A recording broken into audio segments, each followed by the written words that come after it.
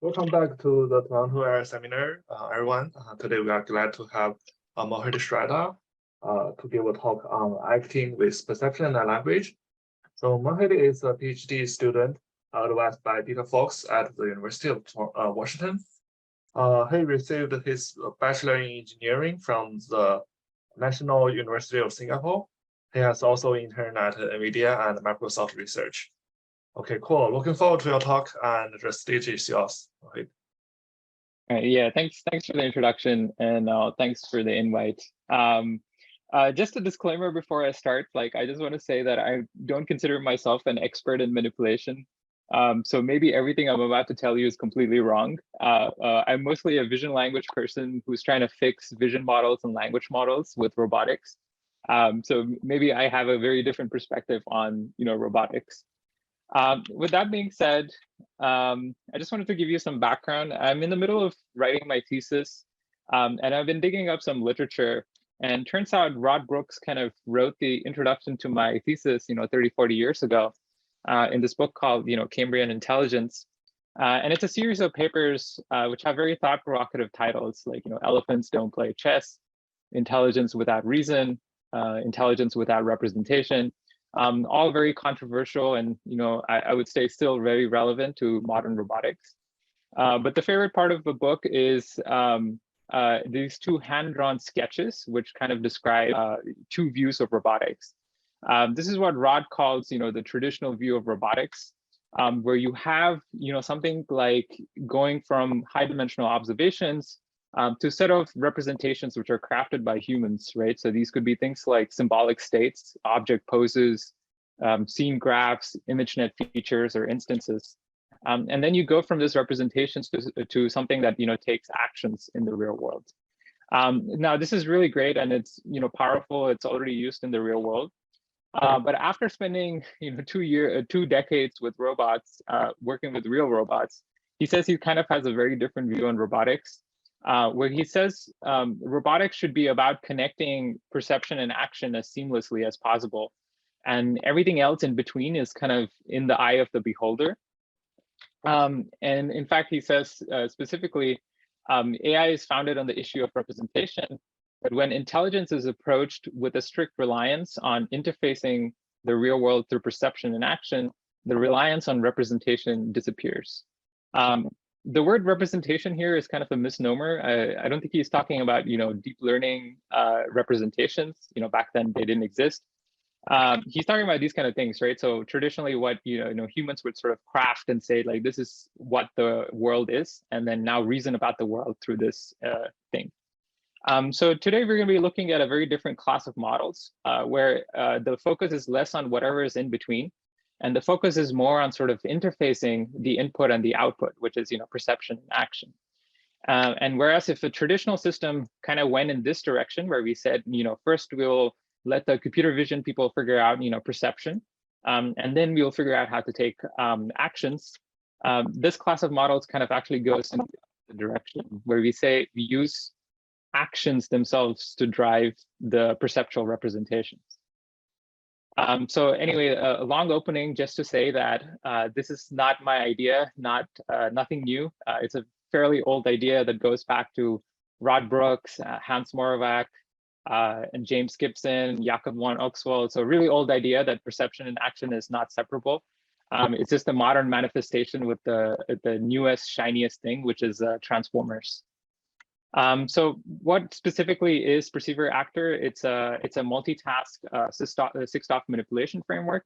And the idea is you're basically learning a single policy for lots and lots of tasks. Here we are specifically commanding things with language.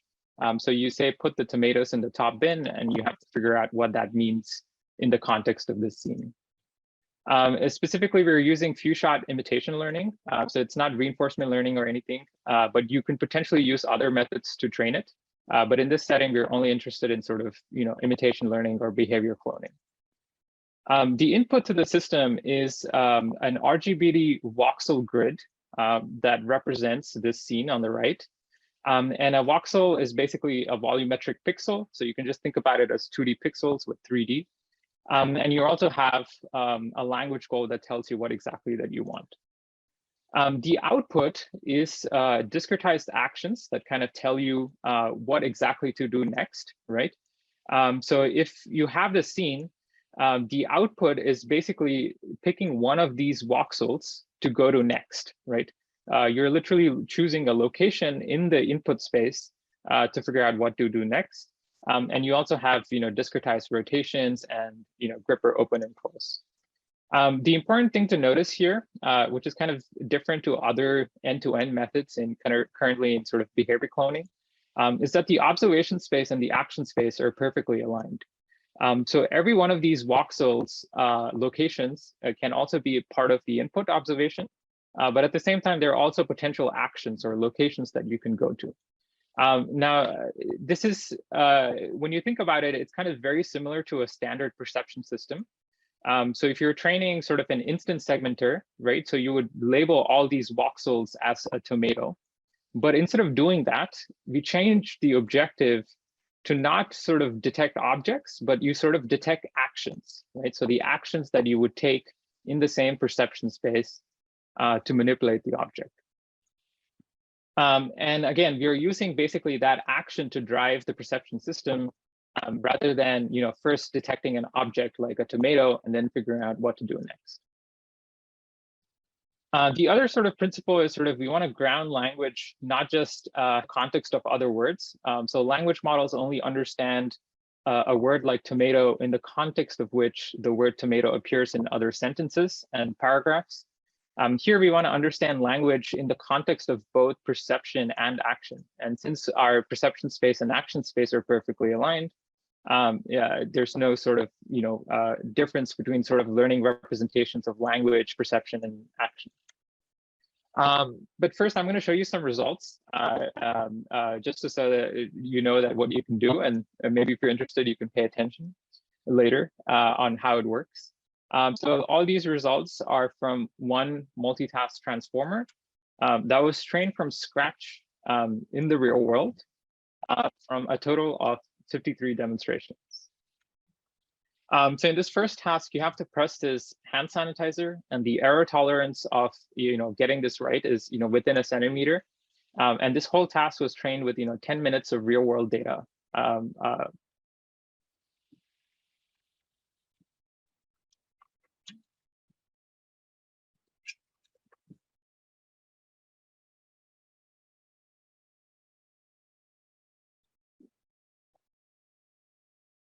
Now you can take the same model, give it a different scene and a different goal, like put the lime in the bottom bin.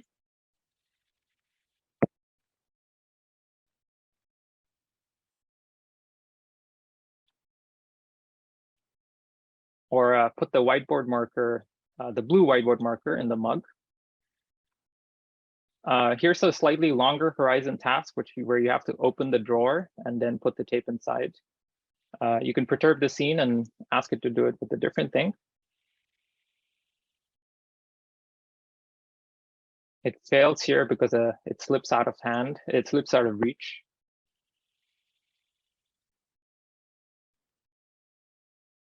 Gets it the second time. Here's another example with tool use, where you have to use a stick to hit the ball.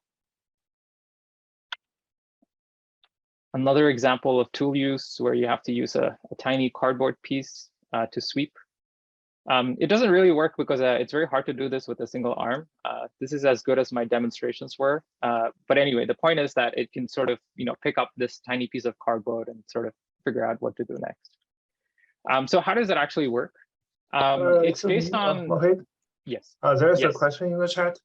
Did it take 10 minutes to train on every task, or it's like 10 minutes? It's almost.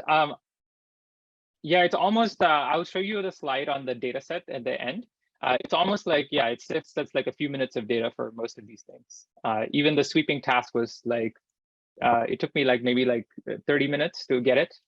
It's only about 8 demonstrations. I will show you the data set later so that you can see how much time it took and everything to train that stuff. Awesome, thanks. Also, oh, sorry, I just had one more question. For the dustpan, did you indicate what the dustpan was beforehand, or did you just tell it to sweep and then it picked up that cardboard because it looked like the most sweepable item? So everything here is behavior cloning in the sense that the human has to basically teach you how to do the task, but there's nothing explicitly that's saying that that's a dustpan and that's a cardboard, but it's just imitating demonstrations from a human. So you just cool. have observations and then that's it. We don't have any other intermediate representation like segmentation, poses, or anything like that. It's just end-to-end. Awesome, thank you. Cool. So the model you are showing here is trained jointly on all the like demonstrations from all the tasks. That's right. Yeah, it's a single it's a single policy that's doing everything. You just use language to tell it what exactly to do. So if you wanted to go to the gray pan, you say, sorry, if you wanted to go to the blue pan, you say blue pan. If you wanted to go to the red ball, if you have to say hit the red ball. So it's like you can command it to do whatever you want. Yeah, thanks. Yeah. So how does it work? I think I'll just go into the details. I just showed you the results to pique your interest. Now I'll actually sort of explain how it works. It's based on insights from actually 2 different communities, and I have to go into the history of 2 different communities because the contribution of this paper itself is kind of relatively minor. I'm just building on top of a lot of things that already existed. So the first community is sort of the robot affordance learning community, which has been super effective at solving real-world manipulation problems. The other community is sort of the transformers community that has seen a lot of progress in the past 4 years. So transformers came out in 2017. It was kind of the revolutionary thing in NLP. I don't have to say much about that. But 1 year later, the same folks who did transformers, they try to do this, use the same transformer to model images. So they try to model image generation as sort of like a pixel condition generation task, right? This was working in the sense that they had to modify the architecture a bit. But you can see that like even with Google scale resources, like the resolution of these images are not as high resolution that as you would expect, right? The problem here is that you're trying to train a transformer on pixels, whereas the original transformer was working on sequences of words or tokens, right? Now a word has a lot more signal than a single pixel, right? It's harder to sort of recover the structure of the 2D image because you're trying to model a 2D domain with a 1D solution, right? So it kind of it still exists, but it's kind of very hard to scale, like pixel-wise transformers. Then the next year, there's a community in vision and language that kind of started using transformers for a lot of vision language tasks, but they actually took a step back. So instead of directly training on pixels, what they would do is they would train on basically bounding boxes of features, right? So they would just detect objects first, and then you take the features from those bounding boxes, and then you would run them through. But again, the problem here is that you need region proposal. So you need bounding boxes which kind of locate objects in an image. This is fine for computer vision, but I don't think this is feasible for robotics, right? So if you have to detect every single grain of rice on your plate, or you have to detect every single dust particle on your table, it doesn't really make sense to generate bounding boxes for them. And finally, after nearly 3 years after the original Transformers came out, 3 years in Transformers time is like a decade because there's so many things that are happening. They finally found the right solution, which was to basically use patches, right? So you can use the original transformer that's used in NLP. The only difference is instead of taking the input with pixels, what you do is you take local patches, right? And local patches have way more information than a single pixel, and it's easier to sort of learn over these patches, right? And it's the same inductive bias as a convolution. I mean, a convolution does this recursively, but the idea that you're looking at local regions and then figuring out, connections in a global context is kind of very broad, and it works for a lot of things in computer vision. In parallel, there's also been another revolution in robotics.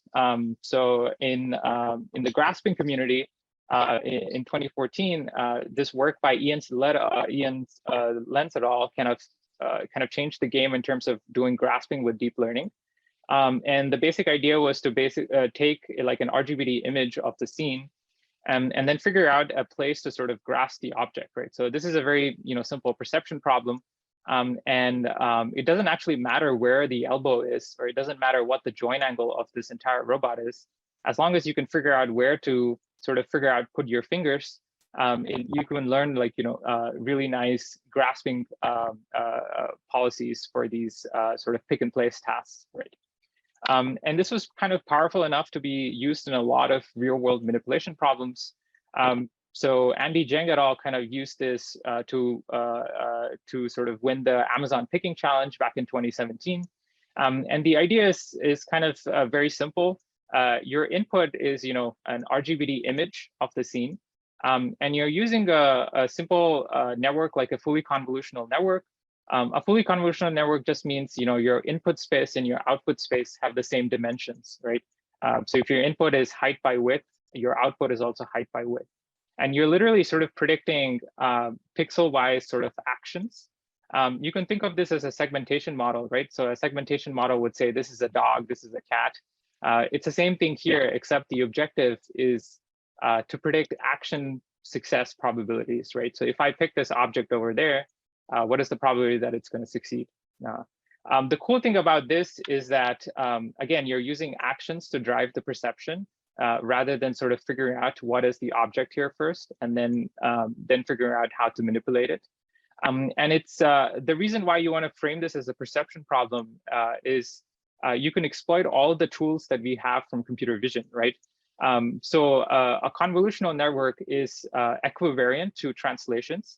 So it doesn't matter where this object appears in the image. You can still sort of detect that it's the same object regardless of where it is. Similarly, if you learn how to grasp the object over there, it doesn't matter where that object is in the scene. You will automatically learn that you have to grasp it at the same point. So in essence, we kind of take basically the advantages of a perception system, and then you're using the same perception system to do manipulation.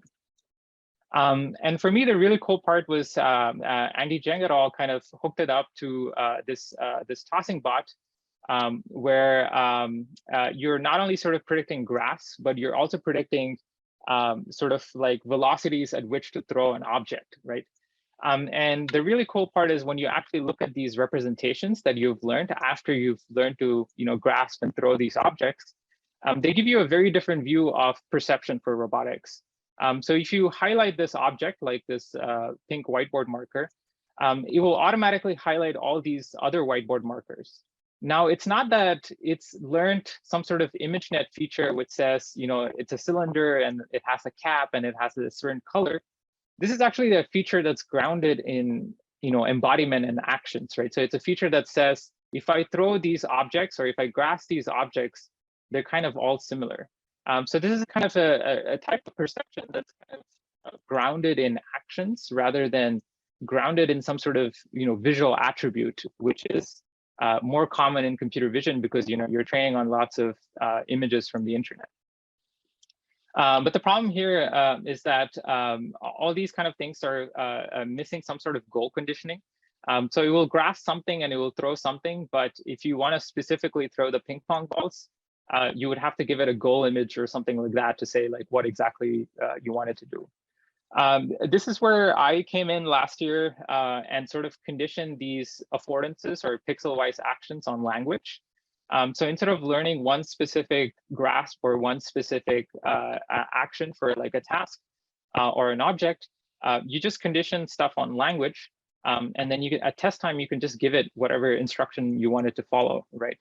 And now this has several advantages. One is that it's a natural interface, so you can just ask it to do whatever you want. The other cool part is that we found when you train models, not just on one task, but you train models on all the tasks, there's some interesting sort of generalization between tasks. So you can transfer concepts and it helps you sort of understand concepts better across tasks. So if you say, blue block, and then you see a blue shoe, it's sort of, you don't have to relearn the concept of, blue or something. So you can just reuse it from another task.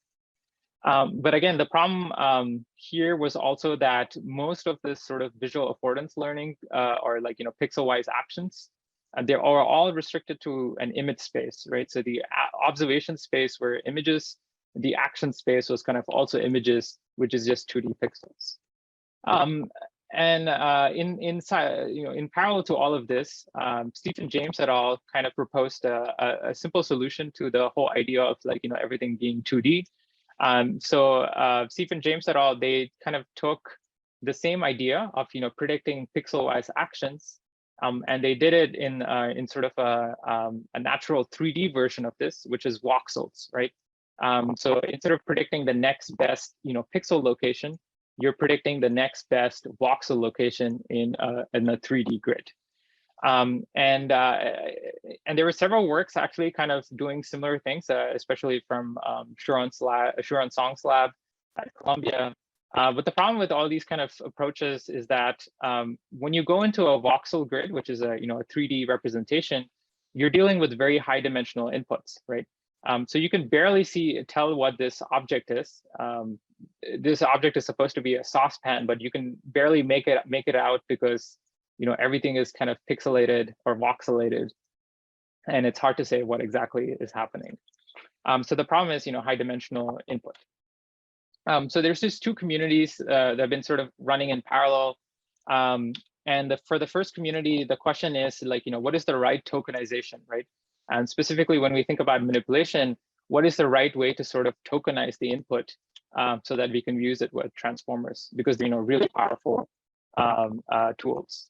And I'm going to argue that for robotics, especially if you want to do 6-stop manipulation, the natural extension is 3D voxel patches. So it's the same as image patches, but in 3D. The reason why I'm advocating for a sort of 3D voxel patches is kind of sort of just trying to deal with all the frustrations from working with static 2D monocular images. So the most common paradigm for if you want to do behavior cloning in robot learning is to just take an image as input and then you're outputting end-off actions, right? But the problem with this is you're learning hand-eye coordination from your data set, right?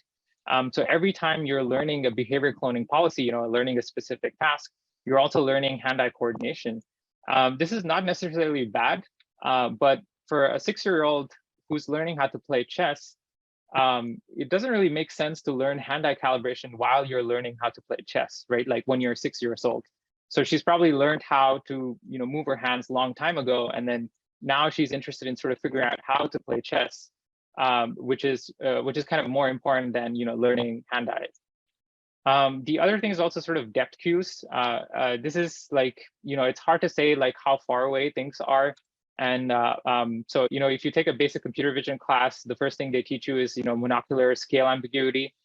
Is the hanger really big or is it really close to the camera? It's very hard to say. Camera perturbations. If you take a policy that was trained with this viewpoint and you slightly change the viewpoint of the camera, the network completely freaks out because it's never seen 5 degrees a degree angle of the same scene, and you have to either train it explicitly to be robust to different viewpoints, or it's not going to be robust at all. Distractors, again, it's kind of hard to say what is part of the texture and what is part of the background. Again, these are kind of simple problems when you're just dealing with RGB. Even for humans, if you just give them a monocular image and lock them inside a room, it's very hard to say what exactly is happening. And lastly, it's very hard to do data augmentation for robotics. So if you look at the computer vision community, they have a huge number of techniques in self-supervised learning. And all of these techniques rely on the fact that you can apply data augmentation to your images, right? So you can randomly translate, crop, and do some transformation without actually losing the information in the scene. None of that actually works for robotics because the underlying scene here is 3D, right? So if you apply 2D transformations, you might learn features that are robust to 2D translations and transformations. But if the underlying scene is 3D, you have to make sure that you're using the 3D representation to learn that sort of robust feature, right? So if you do 3D, all of these are kind of not really a problem. but it's still kind of very hard to convince robot learning folks to do 3D. But anyway, so the other question was kind of how do you deal with high dimensional input? This is more specifically with large scale voxelization. And the solution for this I'm going to present is a latent space transformer. I'm just going to explain how it works. Okay. Anyway, so these are I spent 15 minutes trying to give a history lesson, but the main thing is that these are relatively simple incremental improvements over existing literature. So it's much nicer to understand the history of where things are coming from rather than just like showing you the solution. So finally, we get to the actual paper. So this is the paper where we kind of put all of these ideas together. So the input, as I said, is a voxelized reconstruction of the scene. We use RGB-D cameras to reconstruct this grid, but you can use other things like nerves or whatever is the latest best thing to construct a voxel grid. And then you're given a language called drawer. The first thing you do is you encode this language with some sort of pre-trained language model. So you get sort of embeddings for every single token in this instruction. Then you break the input into a set of patches. So in VIT, they broke the image into 2D patches. Here we break the voxel grid into 3D patches, right? And it's pretty much the same thing. And for each of these patches, you're basically learning an embedding so that you kind of turn everything into a long sequence. So the input is a sequence of instructions and a sequence of voxel patches. And then we run it through a transformer that kind of encodes everything. There's one big problem with using a standard transformer here. Sorry, was there any questions? Or somebody was asking me something. Okay. Yeah, okay. There's one big problem with sort of encoding a sequence of voxel patches. So let's say this input is a 100 cubed grid, right? So it's 100 by 100 by 100. And if you take 5 cubed patches, you still have 8,000 patches, which is extremely long, right? A standard transformer can handle about 1,024 or 2,048 inputs, but 8,000 is way too much for a standard transformer. And the way we deal with it, with this sort of high dimensional input space, is to use this latent space transformer by DeepMind called Perceiver.io. And it's kind of simple. What it does is it takes a very high dimensional input, and then it goes into a lower dimensional latent space. So these latents are literally just random vectors that are 2,048 vectors out of dimensions 512 that are randomly initialized and trained end to end. And the way it works is you use the same attention mechanism, right? The attention mechanism that's used in transformers and everything else. But the only difference is that your keys and values come from the input and your queries come from the latent. And in essence, you can sort of compress this sort of input into a smaller latent space instead of directly dealing with the high dimensional input space. Then you can run your standard transformer self-attention layers. And notice that the self-attention layers are decoupled from the size of the input. So you can increase the size of your voxel grid without having to worry about your transformers kind of exploding with the input space.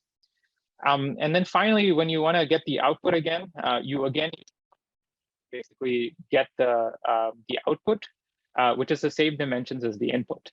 You can think of this as sort of, I don't know, it sort of looks like an autoencoder. So it's just like having a smaller latent space to deal with high dimensional input. But it's been used in a lot of different domains, and it kind of works. Yeah. And your output from the perceiver transformer is yes. Yeah, there is a question from Igor. So are the embeddings of language and voxels treated the same from the viewpoint of the transformer? Or it's like, would it make sense to do some sort of clip style training on this latent embeddings? That's right. So so here we have we just have language features. Actually, these language encoder features are actually from Clip's language encoder. It's just that we're not using any vision features, right? So these are all trained from scratch. So the interesting thing to do in the future work is sort of do more a clipboard style thing where you replace these kind of raw features with clip features. That will probably help you sort of like generalize better. There's a reason why I didn't do that, and it's in the appendix of the paper. It's just a small technical detail. It was just hard to train with clip features, but I'm pretty sure you can do this. So instead of giving it raw RGB values, you can obviously give it clip features, and then you can use clip language features and ask it to sort of figure out what to do next. But yeah, we don't do that, but you can definitely do that. Yeah. Yeah, sorry. I also have a question. So I think for these voxel patches, many of them are empty, right? Because it's quite sparse from the figures on the left. That's right. And so you didn't like filter them out. You just train on all the patches together. Yeah. Yeah. So that's a great point. And I'm going to show you why it's kind of important. The main reason why we kind of want the empty space is because when you predict the actions, a lot of the actions are actually part of the empty space. So you notice after picking up the tomato, when we're going to drop it in the bin, the action is actually a few empty spaces above the bin, right? So in graphics, typically you can say I don't care about empty spaces because it doesn't affect the rendering. But here you have to remember that every single one of these voxels is also potentially an action, right? So the action space is also could be part of that empty voxel grid. But that's a great question. Yeah. That makes perfect sense. And also, what is this input? Is it from 2 cameras as shown here, or? Yeah, so you can use any number of cameras. So in simulation, we use 4 cameras. And if you go to our collab, you can actually see all the cameras that we use. So in the real world, we just use 1 camera. I couldn't figure out the interference issues with multiple connects. But this is kind of the input for the simulated setup. So you have a front camera, a left, right shoulder, and then a wrist camera. So you can use as many as you want because you can even change it during test time. So you can add more cameras if you have it. Yeah. I see. Yeah, makes sense. Thank you. Yeah. Yeah. Okay, cool. The output of the transformer is basically a feature grid, which is the same size as the input. So you can think of this transformer as a magical way of sort of learning per voxel features, right? So for every one of these voxels, you have sort of a 64-dimensional feature vector that magically has everything that you need for manipulation. And then once you have this, the task just becomes a simple classification problem for figuring out what's the next best action. So for translations, you literally have to pick one of these voxels, right? So you're saying, do pick one of the voxels in the 100 cubed input space. And the way you supervise it is with simple supervised learning. So you can think of this as a classifier where you say this is 1 and everything else is 0. And then you use cross entropy loss to basically say that, oh, that's the ground truth action that the expert took, and everything else should be a 0, right? Simple classification loss. And for rotations, what you do is you max pool this across the spatial dimension. So you just have a 64-dimensional input for max pooling. So you lose this 100 cube thing. And then you, for open and close, you literally, again, train a classifier which just says open or close, 0 and 1. And for rotations, you take Euler angles from 3 axes, X, Y, and Z. And then you discretize, again, each Euler angle into 5-degree bins. Right, and then you just classify again, one of these bins across these 3 axes. So it's a way of basically turning manipulation into like a perception-based classification problem. It's a way of just basically turning it into a very classical perception system. But that's pretty much it. Like it's not that difficult. I should probably stop here and take questions. I'll tell you what the data set looks like next, but if you just have any questions about the architecture, like what's happening here, I can stop and answer questions. Sorry, I have a question related to the way you encode the ground truth for the classification. So That's when you say 1 and all zeros, and you apply cross entropy, that means that if you have a very small shift, then you have the same error. You know, you can be slightly off, but correct, but still get a terrible negative signal or gradients, if you know what I mean. That's right. Yeah. So the ground truth is literally encoded as a one-hot vector. So you can imagine it's literally a 1 among all the zeros. Actually,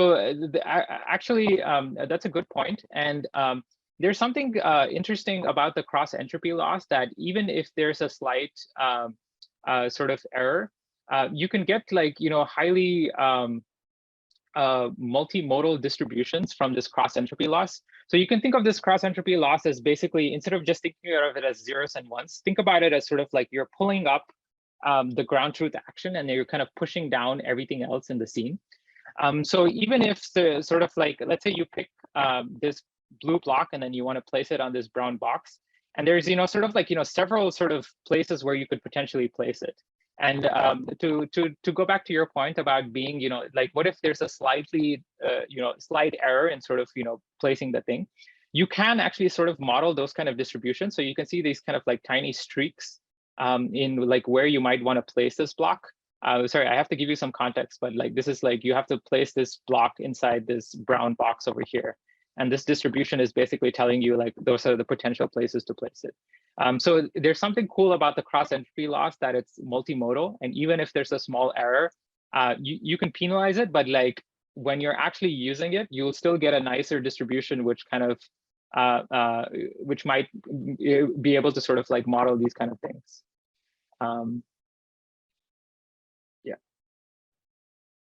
Is this because you've multiple demonstrations where you place the small box on multiple places on the big box, and that's kind of an average, or you know what I mean? Like if you repeated this experiment 10 times, but put the box in the same exact block, then that would be, Yeah, that's right. Yeah, so there's a lot of demonstrations that do different variations of things. And also it might pick different ways of solving the task. So if you go to the website from the previous work called Clipboard, and you can actually see it actually do like, very different things every time. So you'll see it do different ways of solving the same problem. Yeah. Great, thank you. Okay, let me just quickly go through the data set setup. So the data set, typically in behavior cloning, what you're doing is, let's say you have a demonstration from an expert, like going down and picking up the block. You would basically train the model to just predict every single one of these sort of like, if you're at that observation, you're predicting the next action and stuff. But here we follow this thing by Stephen James et al., where we sort of extract key points in the demonstration. And this is kind of a limitation. It's hard to do key points for highly dynamic tasks. But for a lot of things that we're going to see today, it's like it doesn't matter that much. But in the future, yeah, again, it's obviously a limitation. And this keyframe extraction relies on a very simple heuristic. And this heuristic is going to make sense when I show you the dataset collection setup. The heuristics is whenever the join velocity is 0 or the gripper open state hasn't changed, we basically say that's a key point. And then you can turn every single one of these data points, right? So every single point in this trajectory into predict the next best action classification task.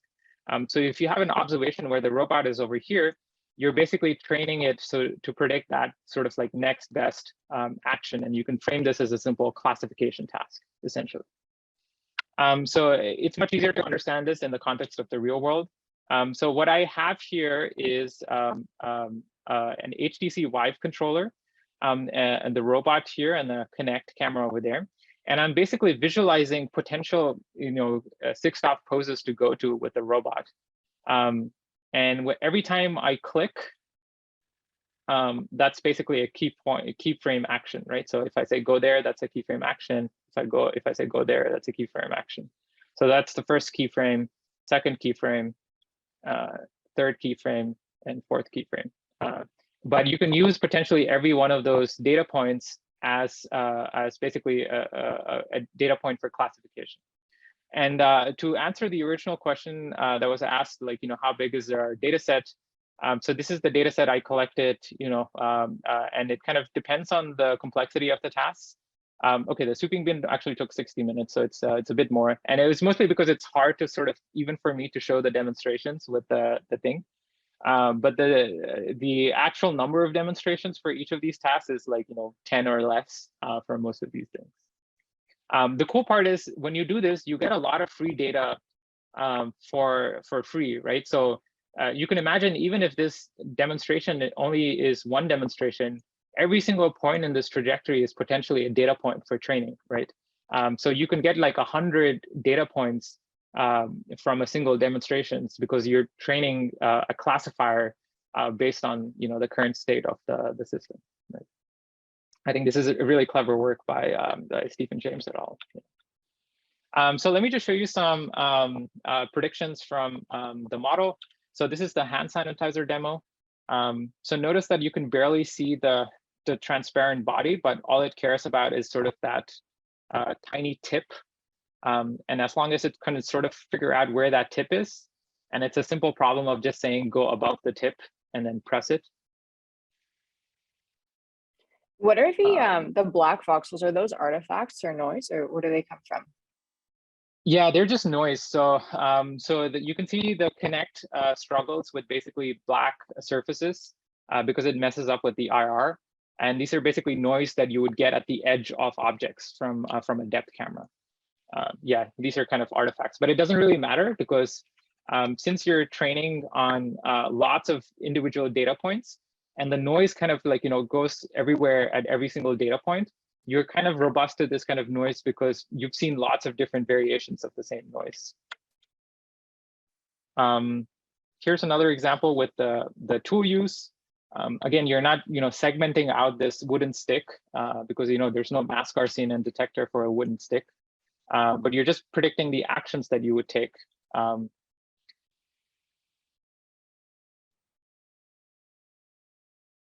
And notice that when you hit the ball, the predicted actions are all the way over here, and the actual interaction is happening all the way over here. So this is where like the receptive field of the transformer really comes into play, where like you can be looking at this part of the image, but actually interacting with like the other part of the, sorry, not image, but the voxel grid. So having larger receptive fields kind of helps with manipulation when you're using tools and stuff like that. Here's the drawer example. This is kind of slow because it takes a long time.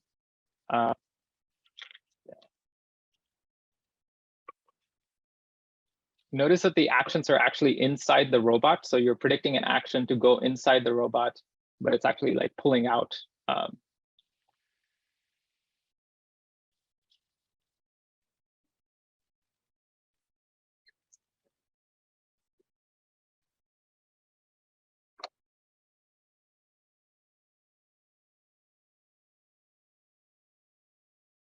Okay, finally gets it.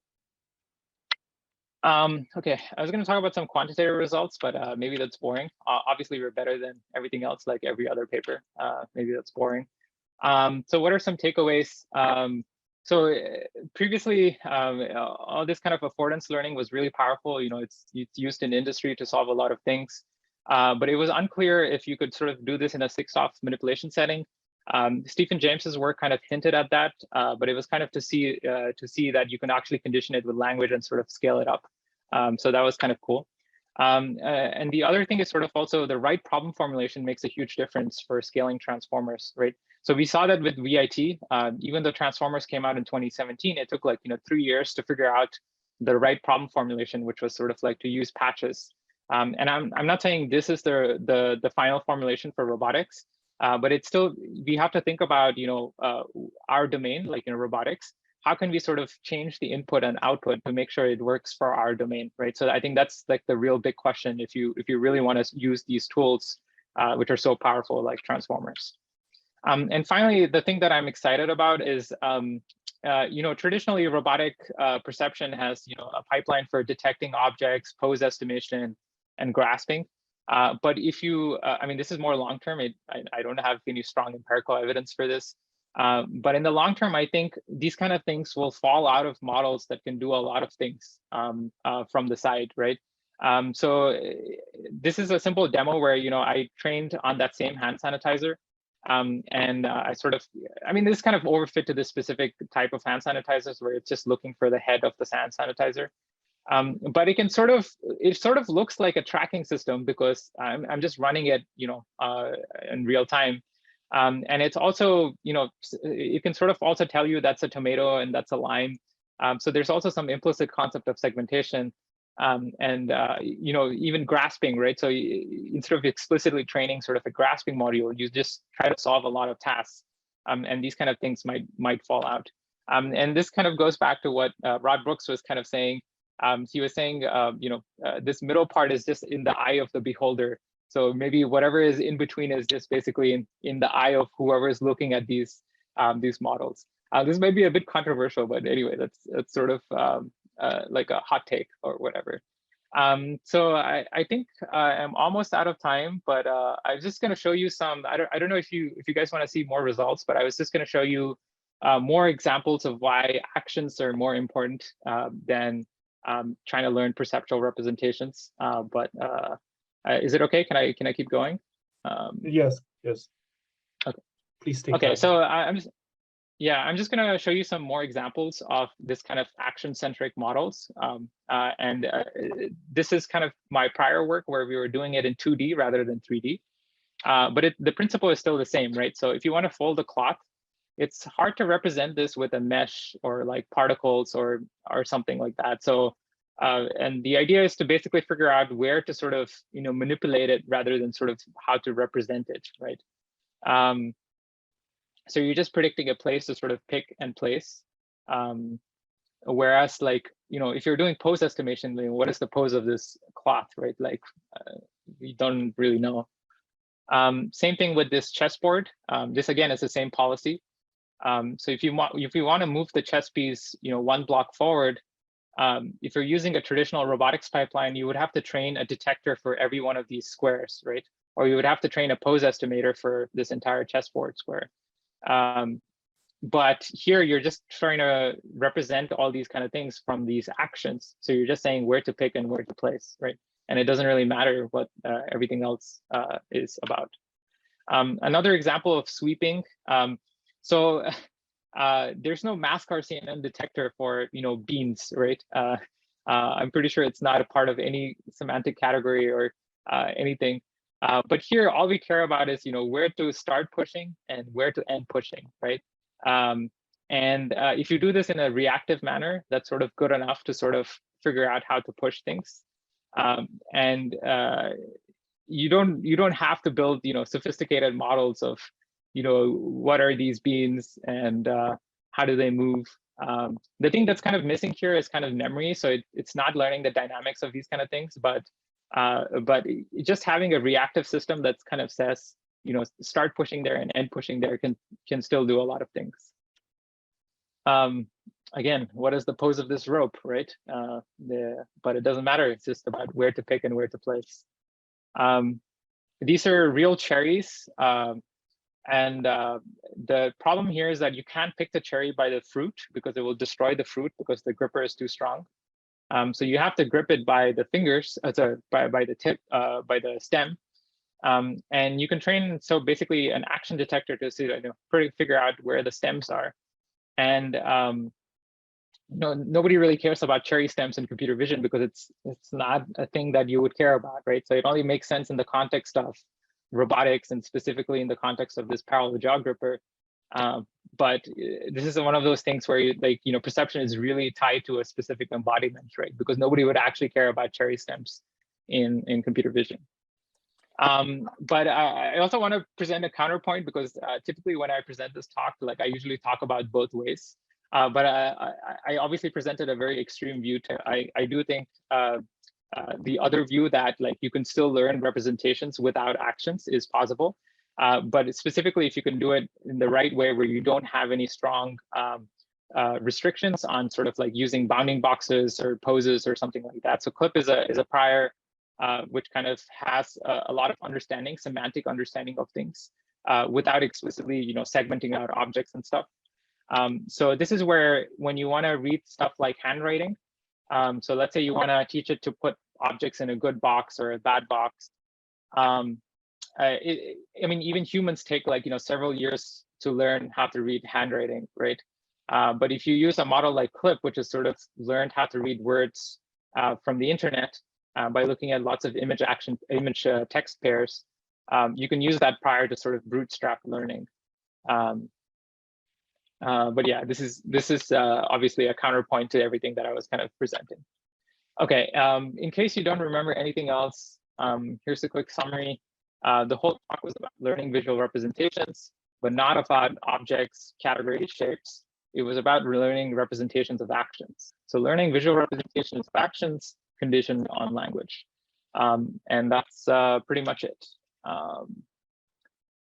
Yeah, I'll probably stop here and take questions. But for everything that I presented, the paper code is online. The code for the perceiver actor paper is still in process, but there's a Colab notebook where you can sort of implement everything from scratch on a notebook. So if you're interested in sort of using this for whatever you're working on, you should be able to just rip code from this Colab notebook and use it. Yeah, and that's probably it. Cool. Thank you very much, Mohit. Thanks for the great talk. Yeah, thanks so much. It's a really cool talk. Thank you. Yeah, any questions from anyone? Yeah, so I have a bunch of questions.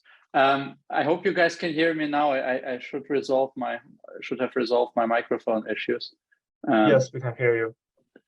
So one first question that I have is, what are your general thoughts about the role of language in manipulation? I know it's like a big question, but there are like a lot of these papers, some of your own work, they look super impressive and inspirational. I have also students working in the realm where they are interested in combining language with manipulation.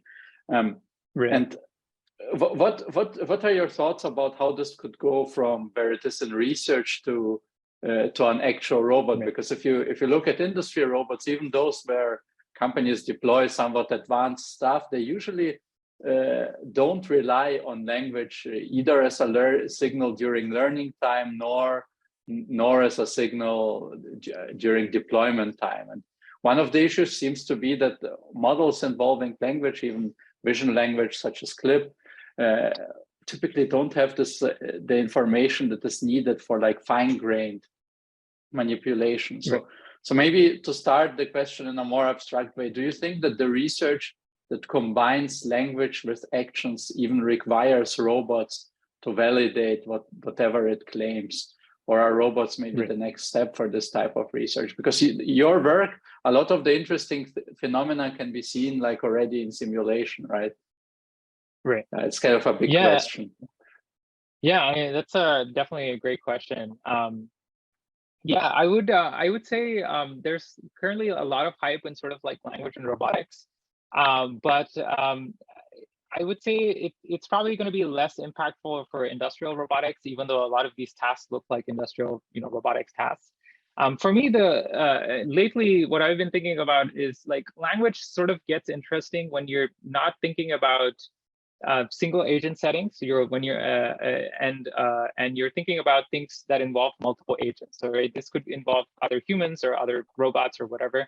Language sort of is easier to think about as a nice interface rather than sort of solving bigger issues in robotics, right? So you're not going to learn to become an expert level tennis player by using language, right? So you can give feedback to someone in language. You can say like, oh, you should use your backhand more, or you could say like, oh, the rules of tennis are like this, and you can explain that in language.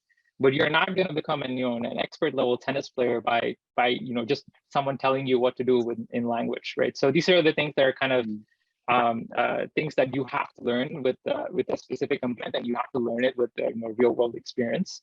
But language comes in at a point where it's about sort of task specification, And you're specifically, you're looking at scenarios where there's not just one agent, but there's multiple agents, right? And this is kind of more long-term in the sense that when we actually, if we're living with robots and we have robots interacting with us on a day-to-day basis, this is when I think it becomes more important than what it is right now, which is kind of mostly sort of a single agent doing a single specific thing, right? I would also say that this is kind of a natural extension of things that are already being used in the real world. So when I was working on this project, I used Codex, right, Copilot, to write code, and I'm just basically prompting Copilot to do these things, and then I'm it's not gonna write my research paper code, right? It's not like I could just describe my research idea and it's like solving the entire part, but I can sort of prompt it to do things, and it's still useful for me to code with Copilot. And the idea behind this kind of language conditioned robotics is basically, can you sort of have that kind of assistance? So you imagine having a Copilot, but in the physical world, right? So you're basically asking it to do specific things. But it's a great point. Like it doesn't really make sense if you're using this in an industrial context. But it's kind of more long term in the sense that if you're interacting with multiple agents, language kind of gives you a natural interface. Yeah, I also didn't want to sound too critical about this. I think it's definitely super cool research. And for the research questions themselves, is there any benefit in using real robots versus simulation? Because a lot of the problems, I'm not saying in general, I'm very much in favor also of real robots, but I feel like for this language to action connection, a lot of the problems are challenging even in simulation alone. So by adding more complexity, it's kind of becomes even harder to show the original research question. Yeah, absolutely. I think so. Firstly, I think simulation is a must for any type of robotics research, right? So for me, simulation first and foremost is sort of for reproducibility. If you're coming up with any robotics papers, you should have some sort of simulated experiments first to make sure that you're not just making assumptions on small scale real world experiments, because it's expensive to do real world evaluations, but also for reproducibility, right? So it's not just like you did this specific thing, other people should also have to they should be able to reproduce it. I think even in simulation there's a lot of interesting problems. But the reason why I think the real world is more interesting is because we don't have simulators that can sort of, perfectly simulate all the complexities of the real world, right? So these are all like RLBench tasks, which are kind of really nice.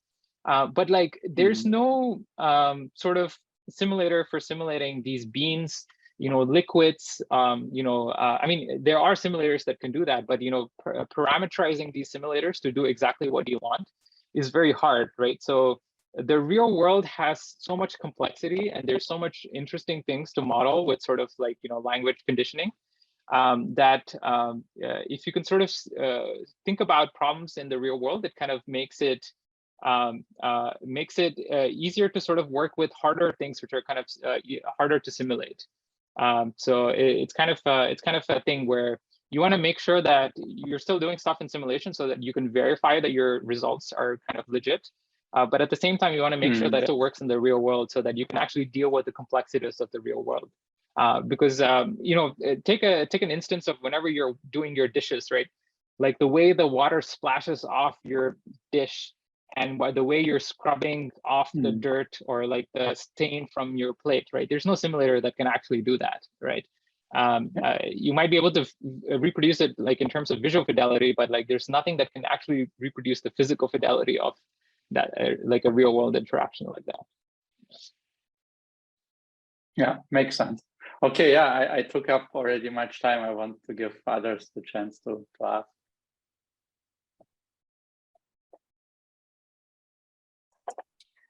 Can you comment on, or I don't know if you've done this, but like measure how you vary the number of simulation tasks and then see if like using that as a starting point for your real world tasks, if that helps? Like have you varied the number of experiments that you've tried, and like have you been able to borrow more concepts and improve the real world demos? Yeah, so that's a great question. One thing I want to point out is that we're not doing any sort of sim to real. So in the sense that the simulated experiments are separate from the real world experiments. So it's not like we're taking this policy and then using it for the real world. Well, although potentially you could do that. But was your question more about sort of like, have you looked at how much like diversity you can learn with a single policy, or like? And that also clarified it. So I guess that was my first question of like whether or not simulations could help with real world tasks, and whether or not you've looked at like how many tasks you need to help with generalization. Yeah. So that's a great question. That's potentially like, future work. But one thing is that it's kind of, let's say like you want to do sim to real of this, right? It's kind of hard to sort of, set up a scene where you can sort of get these kind of real world cherry stems, or, get the dynamics of these beams. So I think at a high level, I think sim to real is possible. But we have to think about better ways of figuring out how to simulate these things in the first place. But it's definitely like potential for future work. Yeah. Cool, thank you.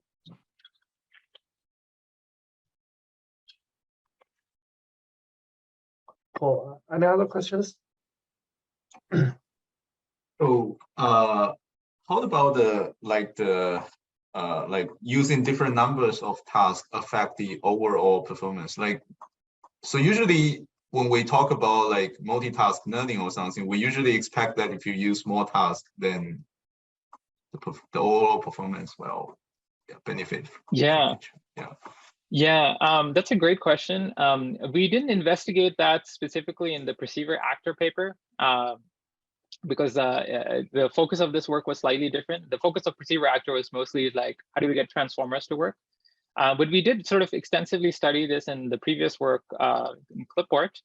And interestingly, we found that if you train a policy on all the tasks instead of just training on a single task, at a certain level, let me just, maybe I have a proper slide for this. Let me just find it. No, it's not it. Okay.